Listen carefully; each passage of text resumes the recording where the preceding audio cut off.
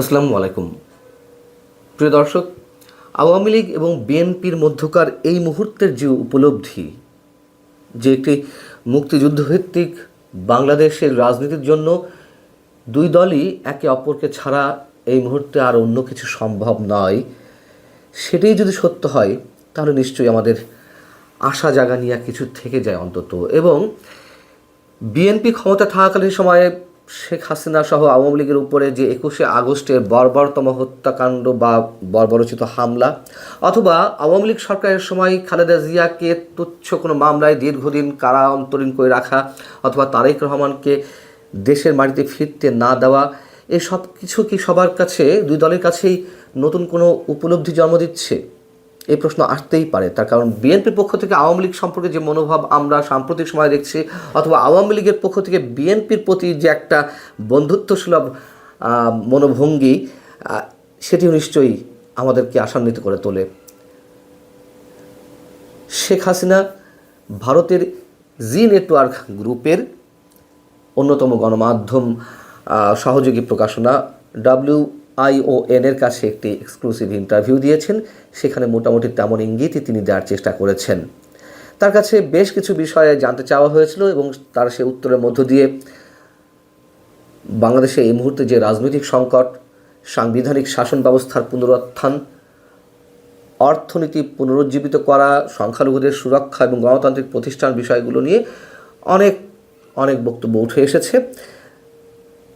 তার কাছে দ্বিতীয় যে প্রধান প্রশ্নটি ছিল জি নেটওয়ার্ক গ্রুপের পক্ষ থেকে, যে তারেক রহমান এবং বিএনপি কি আপনার কাছে বিশ্বাসযোগ্য?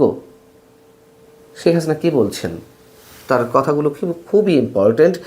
তিনি বলছেন যে বিএনপি এবং আওয়ামী লীগের সংসদীয় বিরোধী হিসেবে দীর্ঘ ইতিহাস রয়েছে।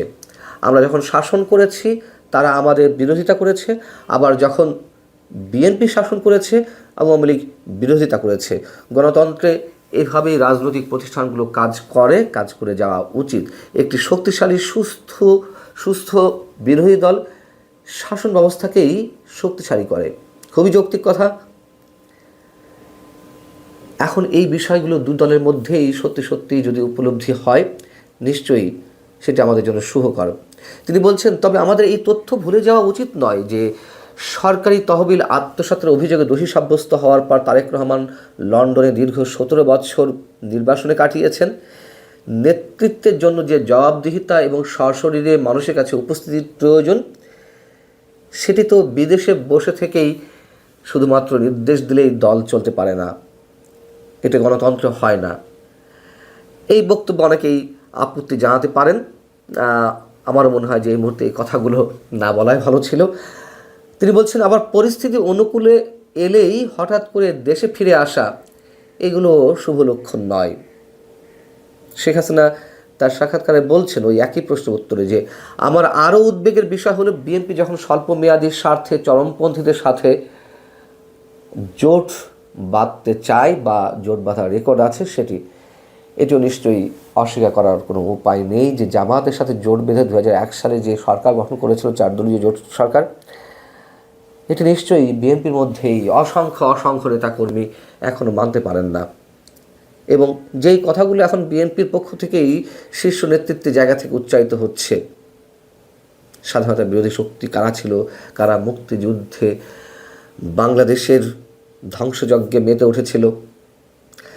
যাই হোক, শেখ হাসিনা বলছেন, এর মধ্যে আমরা দেখতে পাচ্ছি বিএনপি কর্মীরা ভোটারদের কাছে গিয়ে ভয় দেখাচ্ছে, সহিংসতার হুমকি দিয়ে ভোট নেওয়ার চেষ্টা করছে।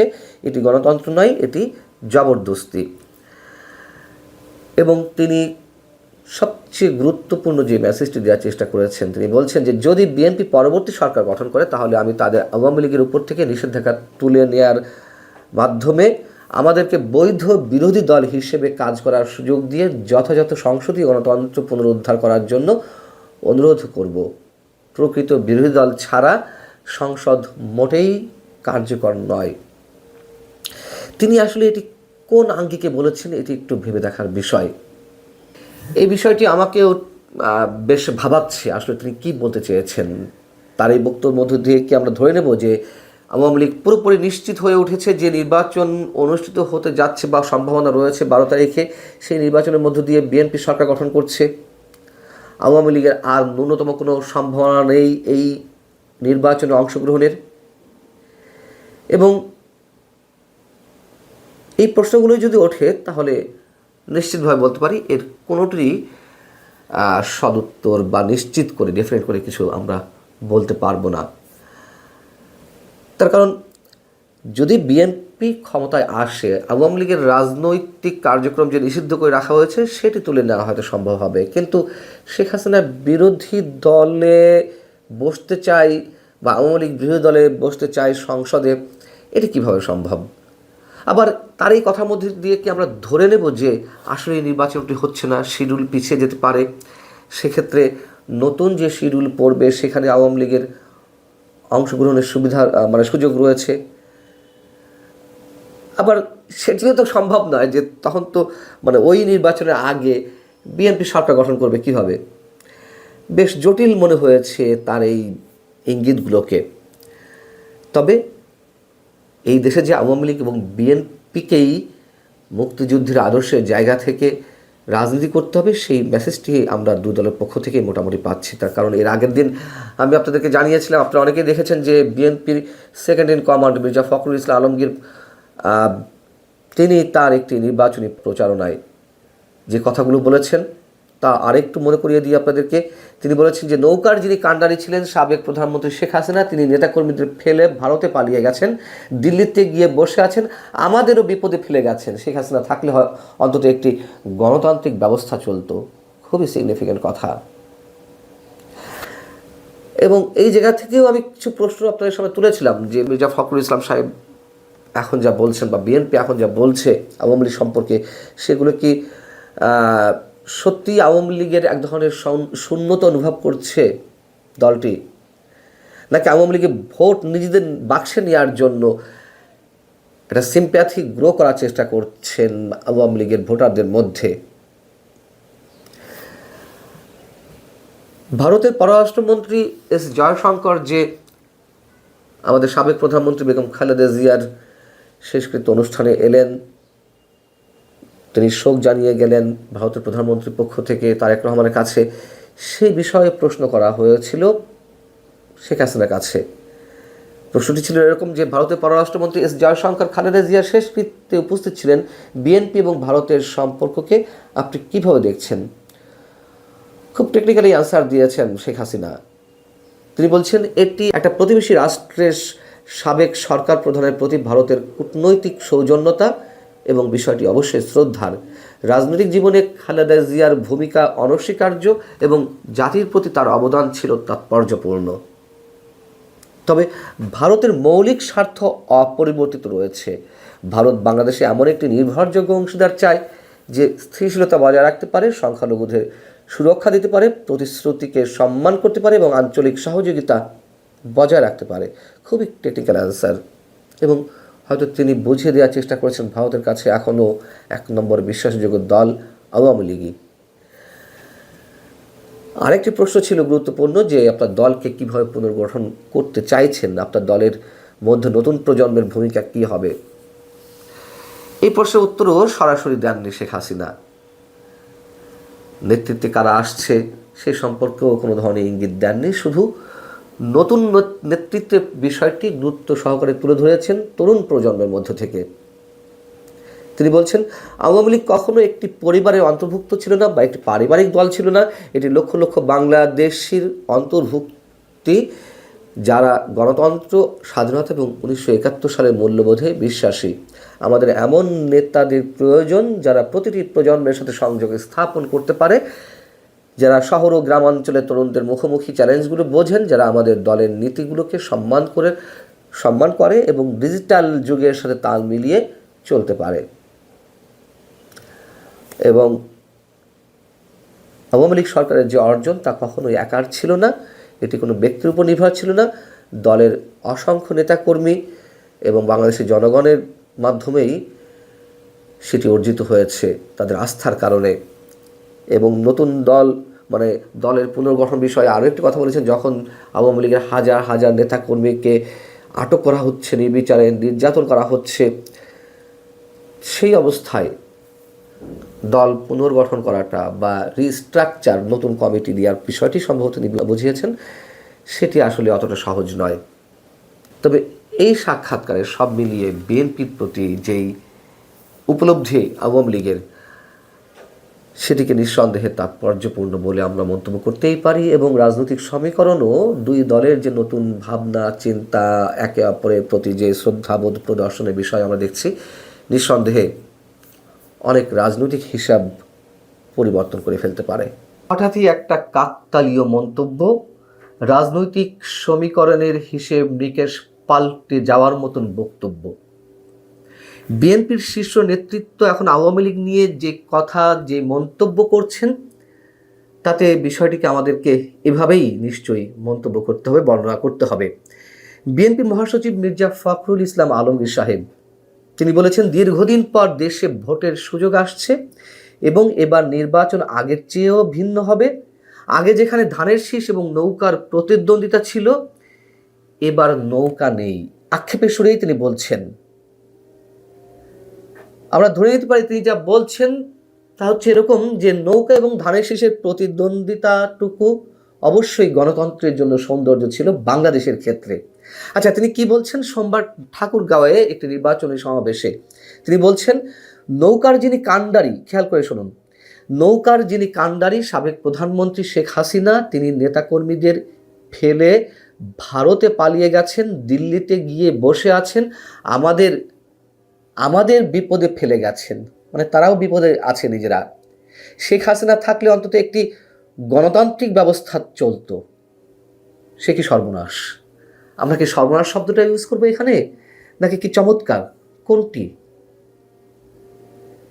তিনি বলছেন, এবার নতুন একটি মার্কা সামনে এসেছে, যারা স্বাধীনতার সময় বিরোধিতা করেছিল তারাই এখন সরকার গঠন করতে চায়। মির্জা ফখরুল ইসলাম সাহেব কেন এখন একটি বিশেষ শক্তি বা সরাসরি বলতে গেলে স্বাধীনতা বিরোধী শক্তিকে ভয় পাচ্ছেন? সভায় তিনি আরও কিছু কথা বলেছেন, যেমন তিনি বলছেন, নির্বাচনী সভায় হিন্দু সম্প্রদায়ের ভোটারদের উদ্দেশ্যে তিনি বলছেন, এই দেশে কোনো সংখ্যালঘু নেই, সবাই বাংলাদেশের নাগরিক, সবার অধিকার সমান, কেউ ভয় পাবেন না, সাহস নিয়ে চলবেন, আমার ভাইয়েরা সবসময় আপনাদের পাশে থাকবে। এবং তিনি বলছেন যে বিএনপি ক্ষমতায় এলে দেশের সব নাগরিকের অধিকার রক্ষা করা হবে। এই কথাগুলো সিগনিফিকেন্ট, সেটি আমরা আমাদের প্রতিবেশী রাষ্ট্রের রাজনৈতিক হিসেব নিকেশ থেকে মিলাতে পারি। যাই হোক, এখন মূল জায়গাটি নিয়ে যদি আমরা কথা বলি, প্রশ্ন হচ্ছে, বিএনপি কি সত্যি আওয়ামী লীগের শূন্যতা অনুভব করছে গণতান্ত্রিক সৌন্দর্যের জায়গা থেকে, নাকি আওয়ামী লীগের ভোট নিজেদের বাক্সে নিতে আওয়ামী লীগের প্রতি একটু উদার মনোভাব প্রদর্শনের চেষ্টা করা হচ্ছে, নাকি সত্যি সত্যিই জামাতকে ভয় পাচ্ছে বিএনপি? জামাত যেমন plan A, plan B, plan C, D নিয়ে এগোচ্ছে, সেই জায়গা থেকে আওয়ামী লীগের রাজনৈতিক কর্মকাণ্ড যখন নিষিদ্ধ করা হলো, নিশ্চয়ই তার আগে থেকে নানান ধরনের মন্তব্য ওঠা শুরু হয়েছিল, নানান ধরনের প্রশ্ন রাজনৈতিক মঞ্চে ওঠা শুরু হয়েছিল। বিএনপি বলে দিয়েছিল যে কোনো রাজনৈতিক দলের নিষিদ্ধ হওয়ার বিষয়টি তারা মেনে নিতে চায় না বা তারা এই প্রক্রিয়ায় বিশ্বাস করে না। কিন্তু পরে যখন মব ক্রিয়েট করার মাধ্যমে জুলাই আন্দোলনের কিছু নেতা তারা আওয়ামী লীগের নিষিদ্ধ চাইল, তখন ডক্টর ইউনূস সাহেব নিষিদ্ধ করে দিলেন এক কলমের খোঁচায় নির্বাহী আদেশে। মব ক্রিয়েট করে যা কিছু চাওয়া হয়েছে গত 18 মাসে সবই ইউনূস সাহেব মেনে নিয়েছেন, বিশেষ করে জুলাই আন্দোলনের নেতাদের। তো পরে আবার বিএনপিকে আমরা দেখলাম যে এটির আবার কৃতিত্ব নিতে, যে আমরা সবসময় আওয়ামী লীগের নিষিদ্ধ হওয়ার বিষয়টি দাবি তুলেছি। আবার আমরা কি দেখলাম, ফ্যাসিবাদ ঠেকানোর নামে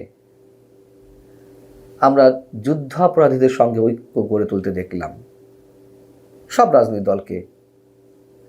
প্রশ্ন করেছিলাম, অনেকবার এই প্রশ্ন তুলেছি, কোনটি ভয়ঙ্কর? আওয়ামী লীগ যদি ফ্যাসিবাদী শক্তি হয়েও থাকে সেটি ভয়ঙ্কর, নাকি এদেশের স্বাধীনতা বিরোধী শক্তির যে আস্ফালন সেটি ভয়ঙ্কর? কাদের সাথে ঐক্য গড়ে তুলতে হবে?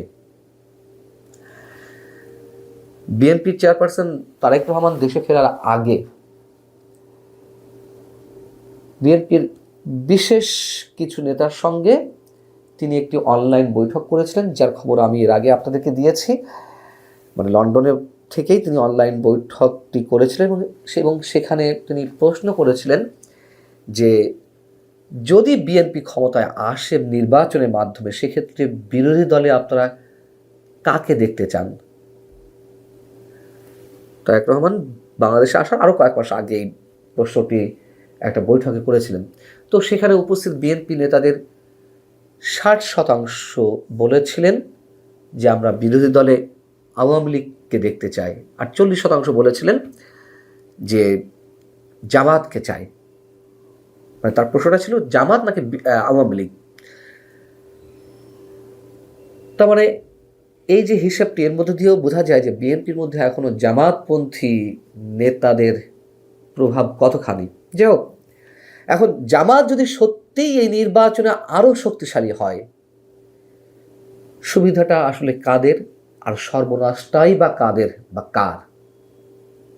রাজনৈতিক মঞ্চে প্রতিদ্বন্দ্বিতাপূর্ণ খেলায় আসলে কার সাথে বিএনপি এবং দেশ, এই দুয়ের জন্য এই খেলাটি মঙ্গলজনক। অনেক আগে থেকেই বলে আসছে, আপনাদের হয়তো কারোর মনে থাকার কথা, আরও প্রায় 15-16 মাস আগে, অর্থাৎ 2024 5 আগস্টের 1.5-2 মাসের মাথায় এসে আমি এমন মন্তব্য করেছিলাম আমার কিছু কন্টেন্টে, একাধিকবার বলেছি যে এই ইউনূস সরকার পতনের জন্য অথবা যে কোনো অশুভ শক্তিকে বধ করার জন্য এই বাংলাদেশের রাজপথে আওয়ামী লীগ এবং বিএনপিকে ঐক্যবদ্ধভাবে আন্দোলনে নামতে হবে। আমরা জানি না সেই দিনটি সামনে আসতে যাচ্ছে কিনা, তবে আমার মনে হয় এমনটি হয়তো হবে অদূর ভবিষ্যতে। 24-এর আন্দোলনের মধ্য দিয়ে শেখ হাসিনার সরকারের পতনের জন্য অনেকেই রাজপথে নেমেছিলেন, যার মধ্যে অনেক সুবুদ্ধি সম্পন্ন মানুষ ছিলেন, এটি সত্য কথা। আওয়ামী পরিবারের নেতাকর্মীরাও অনেকে ছিলেন, এটিও চরম বাস্তবতা। তার তো অনেক কারণ ছিল, সেই সব কারণ আর এখন এই মুহূর্তে ব্যাখ্যা করতে চাইছি না। কিন্তু তারা কি হলো, ধাক্কা খেলেন, প্রতারিত হলেন চরমভাবে। যে বাংলাদেশ তারা দেখতে চেয়েছিলেন তা তারা আর দেখলেন না। চরমপন্থার উত্থানে নিশ্চয়ই বিএনপিও শঙ্কিত। আওয়ামী লীগের সময় দুর্নীতি ছিল, অনেক ধরনের নির্যাতন হয়েছে, স্টিমরোলার চলেছে বিরোধী দলের উপর, এগুলো সত্য কথা। কিন্তু মৌলবাদী শক্তির আস্ফালন তো ছিল না, পশ্চিমাদের নোংরা খেলার জয় জয়কার তো ছিল না। এখন এই বাংলাদেশ অনেকগুলো পরাশক্তির একটা খেলার মঞ্চে তৈরি হয়েছে। আরেকটা জিনিস খেয়াল করুন, শেখ হাসিনা গত 23শে জানুয়ারি দিল্লিতে ফরেন করেসপন্ডেন্ট ক্লাব নামে যে একটি সাংবাদিকদের সংগঠনে অডিও বার্তা দিলেন। সেই অডিও বার্তায় তিনি কিন্তু একবারের জন্য তারেক রহমান বা বিএনপির প্রতি বিষোদ্গার করেননি। একইভাবে তার সন্তান সজীব ওয়াজেদ জয় কদিন আগে আল জাজিরাতে একটি দীর্ঘ ইন্টারভিউ দিলেন বেশ স্মার্টনেসের সঙ্গে, সেখানেও তিনি একবারের জন্য বিএনপির বিরুদ্ধে কথা তোলেননি। এবং এটুকু মনে করে দিতে চাই যে খেলা চলছে, অনেক দিক থেকেই খেলা চলছে, নানান ধরনের সমীকরণ চলছে। কোন সমীকরণটা মিলবে আমরা হয়তো কেউ নিজেদের মতো করে ধারণা করে নিতে পারি। এবং যুক্তরাষ্ট্র যেমন বসে নেই, ওয়াশিংটন পোস্টের একটি রিপোর্ট প্রকাশ করা নিয়ে তো বেশ হইচই শুরু হয়েছে গত কয়েকদিন ধরে। আবার এটুকুও বলে রাখি, ভারতও নিশ্চয়ই বসে নেই।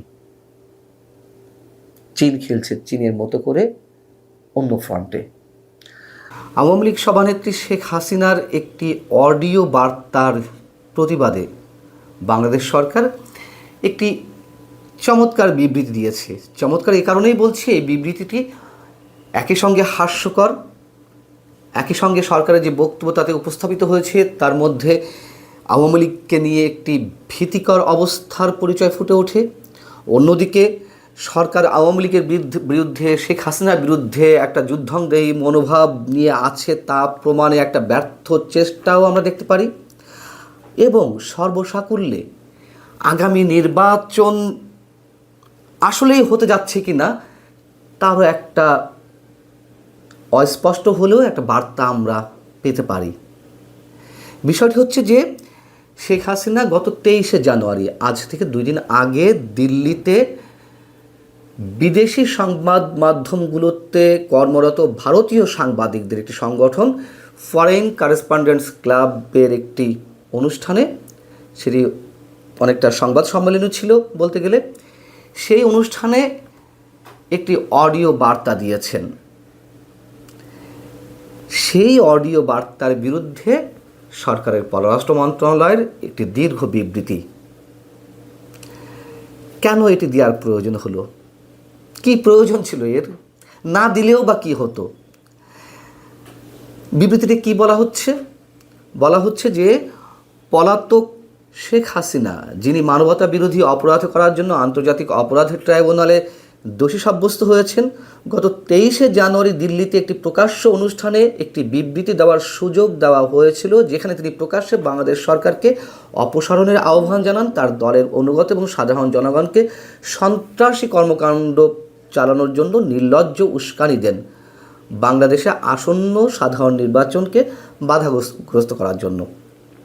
প্রথম প্রশ্ন এটুকুর মধ্যেই। প্রথম প্রশ্ন হচ্ছে, তিনি অডিও বার্তাটি দিলেন 23শে জানুয়ারি সন্ধ্যায়। 23শে জানুয়ারি গেল, 24শে জানুয়ারি গেল, 25শে জানুয়ারি সন্ধ্যার পর হঠাৎ করে সরকারের মনে হলো না, একটা বিবৃতি দেওয়া উচিত। কেন? দিতেই যদি হয়, প্রতিবাদ করতেই হয়, 2 দিন 2.5 দিন পরে এসে কেন? দ্বিতীয় প্রশ্ন, সন্ত্রাসী কর্মকাণ্ড চালানোর জন্য নির্লজ্জ উস্কানি দিয়েছেন শেখ হাসিনা। আচ্ছা, তার ওই বক্তব্য তো আপনারা অনেকেই শুনেছেন, অনেক মানুষ শুনেছেন, যদি জানলাম যে কোটি মানুষের উপরে তার এই অডিও বার্তাটি শুনেছেন। কোথাও কি সন্ত্রাসী কর্মকাণ্ড ঘটানোর মতন নির্লজ্জ উস্কানি তিনি দিয়েছেন? হ্যাঁ, তিনি ভোট বর্জনের আহ্বান জানিয়েছেন দলীয় নেতাকর্মীদের প্রতি। তো কী করবেন? তার দল নির্বাচনে অংশ নিতে পারছে না, নির্বাচন কমিশনের প্রতীক তালিকায় নৌকা নেই, নিবন্ধন বাতিল করা হয়েছে, তো তারা কি বলবে? শেখ হাসিনা দলীয় সভানেত্রী হিসেবে তার নেতাকর্মীদের উদ্দেশ্যে কি বলবেন? যে তোমরা যাও, সুষ্ঠু মতো ভোট পরিচালনা করো? এটা হয় কখনো? আমরা আশা করতে পারি? তো তিনি তো ভোট বা নির্বাচন প্রতিহতের ঘোষণা দেননি। প্রতিহতের ঘোষণা দিলে বুঝতাম যে তার মধ্যে একটা উস্কানি রয়েছে, সন্ত্রাসী কর্মকাণ্ড ঘটানোর জন্য একটা পরোক্ষ ইঙ্গিত রয়েছে, তা তো না। তৃতীয় প্রশ্ন হচ্ছে, সরকার তার বিবৃতিতে বলেছে বাংলাদেশের সরকার এবং জনগণ বিস্মিত এবং হতবাক। তো এখানে জনগণ হতবাক বা বিস্মিত হওয়ার বিষয়টি কোথায় খুঁজে পেল সরকার? জনগণ কারা? জনগণের মতামত নিয়েছে? আর জনগণ কি শুধুমাত্র এই ডক্টর মোহাম্মদ ইউনূসের যেই 2%, 5% সমর্থক আছে তারাই জনগণ? অথবা ধরে নিলাম যে বিএনপি জামাতের অনুসারী, তারাও তো একটি অংশ। বাকি অংশ কি জনগণের অংশ নয়? আওয়ামী লীগের যারা উচ্ছ্বসিত হয়েছে, উৎফুল্লিত হয়েছেন। পররাষ্ট্র মন্ত্রণালয় এই বিবৃতিতে বলছে, বাংলাদেশ সরকারের বারবার অনুরোধ সত্ত্বেও দ্বিপক্ষীয় প্রত্যর্পণ চুক্তির আওতায় শেখ হাসিনাকে বাংলাদেশের কাছে হস্তান্তর করার বাধ্যবাধকতা ভারত এখনও কার্যকর না করায় বাংলাদেশ গভীরভাবে ক্ষুব্ধ। ভারতের রাজধানীতে এই অনুষ্ঠান আয়োজনের অনুমতি দেওয়া এবং গণহত্যাকারী হাসিনাকে প্রকাশ্যে তার ঘৃণামূলক বক্তব্য দিতে দেওয়া আন্তঃরাষ্ট্রীয় সম্পর্কের নিয়মের পরিপন্থী। হতে পারে, সরকার বলতে পারে, কিন্তু প্রত্যর্পণ চুক্তিতে কী রয়েছে এটা তো আবারও মনে করে দিতে হয়। যদি এক রাষ্ট্র থেকে কোনো অভিযুক্ত ব্যক্তি অন্য রাষ্ট্রে আশ্রয় নেয়, তার যে বিচার তার দেশে হয়, সেই বিচারের রায় যদি আশ্রয় দেওয়া রাষ্ট্রের কাছে মনে হয় রাজনৈতিকভাবে উদ্দেশ্য প্রণোদিত, তাহলে সেই ব্যক্তিকে আশ্রয় দেওয়া রাষ্ট্র তাকে নিজ রাষ্ট্রের কাছে ফেরত দেবে না। স্পষ্ট লেখা রয়েছে ক্লজে। আমরা চাই অপরাধী যেই হন না কেন অবশ্যই তাকে ফেরত দিতে হবে। কিন্তু এটিকে যদি রাজনৈতিকভাবে ভারত দেখাতে চায়, ভারত বলেছে যে আমরা পর্যালোচনা করছি, পর্যালোচনা করে তো তারা বক্তব্য দিবেই, আদৌ দেবে কিনা সেটাও একটি কথা। তো সেখানে কি নিয়ম ভাঙা হচ্ছে, আর ভারত যে শেখ হাসিনাকে ফেরত দিবে না এ কথা স্পষ্ট আরও অনেক আগে করা হয়েছে ভারতের পক্ষ থেকে। পরোক্ষভাবে নানান কথা নানান বক্তব্য নিয়ে বিনিয়ে বলা হচ্ছে। যে বললাম যে সর্বশেষ পর্যায়ে বিচারের রায় জানিয়ে বাংলাদেশ থেকে যে চিঠি পাঠানো হয়েছে ভারত সরকারের কাছে, ভারতের পররাষ্ট্র মন্ত্রণালয়ের মুখপাত্র শ্রী রণধা জয়সওয়াল তিনি বলেছেন যে আমি পর্যালোচনা করছি। সরকার এ ধরনের প্রতিবাদ জানিয়ে যতই প্রমাণের চেষ্টা করুক না কেন, মানে ডক্টর মোহাম্মদ ইউনূস সাহেব যাদের উপরে ভর করে টিকে আছেন, সেই জামাতে ইসলামী কিংবা এই জুলাই আন্দোলনের নেতারা বা এনসিপির নেতারা, তাদের সামনে যতই প্রমাণের চেষ্টা করুক যে না আমরা শেখ হাসিনাকে ফিরিয়ে আনার জন্য বিচারের জন্য বিচার কার্যকর রায় কার্যকর করার জন্য আপ্রাণ চেষ্টা চালিয়ে যাচ্ছে, এটি যে সরকারের আরও একটি ব্যর্থ প্রমাণের চেষ্টা নিজেরাই দিল, সেটি বোধহয় সরকার ভেবে দেখতে পারেনি। আর সবচেয়ে হাস্যকর বিষয় হচ্ছে বিবৃতির এক অংশে পররাষ্ট্র মন্ত্রণালয় বলছে আওয়ামী লীগ নেতৃত্বের নির্লজ্জ উস্কানি আবারও প্রমাণ করে কেন অন্তর্বর্তীকালীন সরকারকে তার কার্যক্রম নিষিদ্ধ করতে হয়েছিল। নির্বাচনের আগে ও নির্বাচনের দিন সহিংসতা ও সন্ত্রাসী কর্মকাণ্ডের জন্য বাংলাদেশ এই সংগঠনকে দায়ী করবে এবং এর অশুভ ষড়যন্ত্র ব্যর্থ করতে যথাযথ ব্যবস্থা নেবে। আমি যদিও এই অংশকে হাস্যকর বলেছি, তারপরও এই অংশের মধ্যে সরকার নিজেই সম্ভবত একটি ভয়াবহ ইঙ্গিত আমাদের সামনে তুলে ধরছে। সেটি কেমন? এর আগে গত 15ই জানুয়ারি কাতার ভিত্তিক আন্তর্জাতিক গণমাধ্যম আল জাজিরার পক্ষ থেকে সাংবাদিক শ্রী নিবাসন জৈন তিনি ডক্টর মোহাম্মদ ইউনূসের একটি সাক্ষাৎকার করতে চেয়েছিলেন। ডক্টর মোহাম্মদ ইউনূস রাজি হননি, যদিও আমরা জানি তিনি পশ্চিমা গণমাধ্যম বা আন্তর্জাতিক গণমাধ্যমের প্রতি খুবই সদয়, খুবই সাবলীল ইন্টারভিউ দেওয়ার সময়, কিন্তু এবার তিনি রাজি হলেন না। কথা আমি আপনাদেরকে আগে জানিয়েছি। কেন রাজি হননি সেই সম্পর্কেও ব্যাখ্যা করেছি। যাও তার পক্ষে কে ইন্টারভিউটি দিলেন, তার প্রেস সচিব মিস্টার শফিকুল আলম। তো শফিকুল আলমের কাছে শ্রী নিবাসন জৈনের প্রশ্ন ছিল, আমি আবারও আপনাদের একটু মনে করিয়ে দিই।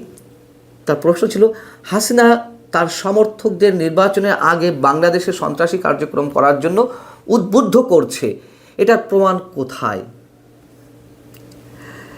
প্রেস সচিব কোনো প্রমাণ দেখাতে পেরেছিলেন? তিনি কী বলেছিলেন আমতা আমতা করে? এই যে অডিও বার্তায় শেখ হাসিনা যেসব বার্তা দিচ্ছেন, দলীয় নেতাদের সঙ্গে আলোচনা করছে, সেগুলো আমরা পরীক্ষা করছি, আমাদের গোয়েন্দা সংস্থাগুলো সবসময় সেগুলো নজরে রাখছে। শ্রীনিবাসনের প্রশ্ন ছিল যে সন্ত্রাসী কর্মকাণ্ড যে করছে তার প্রমাণ কোথায়? এবং সরকার একইভাবে শেখ হাসিনার বিবৃতিকে কেন্দ্র করে যেই স্টেটমেন্ট দিল আর কি পররাষ্ট্র মন্ত্রণালয়ের পক্ষ থেকে, সেখানেও ঠিক একই কথা বলা হয়েছে। এবং এর সঙ্গে ভয়ঙ্কর যে ইঙ্গিতে কথা বলছিলাম যে নির্বাচনের দিন সহিংসতা ও সন্ত্রাসী কর্মকাণ্ডের জন্য এই আওয়ামী লীগকে দায়ী করা হবে। বুঝুন অবস্থা। আমরা এতদিন শুনে এসেছি বিশেষ একটি শক্তি আইন শৃঙ্খলা পরিস্থিতির অবনতি ঘটিয়ে নির্বাচনকে বানচাল করবে। তারা চায় না নির্বাচন হোক, তারা চায় বর্তমান সরকারের সময় বিহাইন্ড দ্য স্ক্রিনে থেকে তারা যে পাওয়ার প্র্যাকটিস করছে এটি প্রলম্বিত করতে। এই সুযোগে প্রশাসনের নানান স্তরে তাদের নিজস্ব মতাদর্শের মানুষজন নিয়োগ দিয়ে অথবা যেভাবে হোক প্রশাসন নিয়ন্ত্রণের সম্পূর্ণভাবে নেওয়ার পর তারা নির্বাচনে যাবে। এখানে তো বলে আসছি আওয়ামী লীগ সন্ত্রাস করবে কি করবে না আগে থেকেই বলে ফেলা যে সহিংসতা হলে আওয়ামী লীগের উপর দায় চাপাবে সরকার। আর কি এর আগে আপনাদের বলেছিলাম, আমরা সবাই জানি ডেভিল হান্ট নামে দুইটি অপারেশন করা হলো সন্ত্রাসীদের নামে, এবং সেখানে কোন ধরনের সন্ত্রাসী ধরা হয়েছে আমরা জানি। একই সঙ্গে স্বরাষ্ট্র উপদেষ্টা বলে রেখেছিলেন কারোর নামে মামলা হোক আর না হোক আওয়ামী লীগ নেতাকর্মীদের দেখলেই ধরা হবে। তামাশার তো একটা লিমিট আছে। এবং আসলেই বুঝতে পারছি না সরকার আগে ভাগেই এই নির্বাচনে সহিংসতার প্রশ্ন তুলে, নির্বাচন বানচালের প্রশ্ন তুলে আওয়ামী লীগকে দোষারোপ করা হবে, আগে থেকে এই বক্তব্য দেওয়ার কারণ কি? নিশ্চয়ই কোনো অশুভ চিন্তাভাবনা তাদের রয়েছে। এই প্রশ্ন যদি কেউ তোলে, অস্বাভাবিক নয় নিশ্চয়ই। এবং চলতি মাসে যে আলোচিত হত্যাকাণ্ডগুলোর ঘটনা ঘটেছে, যশোরে বিএনপি নেতাকে গুলি করে হত্যা, ঢাকায় কয়েকদিন আগে স্বেচ্ছাসেবক দলের নেতাকে গুলি করে হত্যা, চট্টগ্রামে নরসিংদীতে এরকম আরও কয়েকজনকে হত্যা করা হয়েছে, এইগুলোর কোনোটির সঙ্গে আওয়ামী লীগের সম্পৃক্ততা পাওয়া গেছে? তাহলে সন্ত্রাসী কর্মকাণ্ড কারা ঘটাচ্ছে? সরকার আসলেই আওয়ামী লীগকে ভয় পাচ্ছে অনেক আগে থেকেই। সম্ভবত ঘুমোতেও পারে না সরকারের নীতি নির্ধারণী পর্যায়ে যারা রয়েছেন। এবং নির্বাচন নিয়ে যে বক্তব্যটি দিল পররাষ্ট্র মন্ত্রণালয়, সেটি অবশ্যই খুবই ইঙ্গিতপূর্ণ। ভালো থাকুন সবাই।